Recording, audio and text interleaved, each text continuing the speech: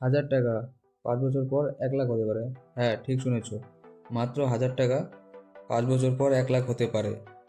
কিন্তু তুমি যদি একটি ভুল করো, তোমার টাকা ডুবে যাবে। তো আজকে আমি দেখাবো 2026 সালের বেস্ট মিউচুয়াল ফান্ড। 2026 অলরেডি শুরু হয়ে গেছে। 2026 সালের বেস্ট মিউচুয়াল ফান্ড।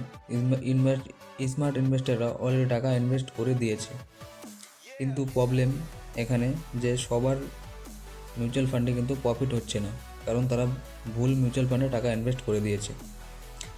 আজকের তুমি যদি ভুল মিউচুয়াল ফান্ডে ইনভেস্ট করো, তোমার অবস্থা এরকম হতো। আজকের ভিডিওতে দেখাবো বেস্ট মিউচুয়াল ফান্ড কোনটি, আর কীভাবে 1000 টাকা থেকে তুমি বড় টাকা বানাবে। সহজভাবে বললে, মিউচুয়াল ফান্ড মানে হলো অনেক মানুষের টাকা একসাথে ইনভেস্ট করে। এই টাকা ইনভেস্ট করে একজন ফান্ড ম্যানেজার, যে পুরো কোম্পানির বিষয়ে পুরো রিসার্চ করে তারপরে ইনভেস্ট করে, যাতে তোমার টাকা গ্রো হয়। এই কোম্পানিগুলো হলো যেমন HDFC অ্যাসেট ম্যানেজমেন্ট কোম্পানি বা ICICI প্রুডেন্সিয়াল কোম্পানি।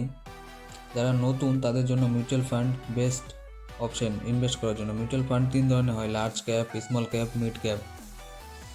লার্জ ক্যাপে স্টেবল রিটার্ন, রিস্ক কম। মিড ক্যাপে যারা একটু রিস্ক নিতে চাও তাদের জন্য বেস্ট। 2026 সালে মিড ক্যাপের রিটার্ন বেশি আশা করা যায়। স্মল ক্যাপ ফান্ড, এই ফান্ডে হয় ম্যাজিক। যারা রিটার্ন বেশি চাও তাদের জন্য এটা বেস্ট। রিস্ক চাই কিন্তু লং টার্মের জন্য বেস্ট। তোমার গোল হিসাবে তুমি মিউচুয়াল ফান্ড সিলেক্ট করবে, ভবিষ্যতে গাড়ি কিনবে, বাড়ি কিনবে, তার জন্য। আমি 3টে মিউচুয়াল ফান্ড যা বলে দিচ্ছি, যা তুমি 2026 সালে ইনভেস্ট করতে পারে। Number 1 Parag Parikh flexi cap fund. Next Motilal Oswal large and mid cap fund.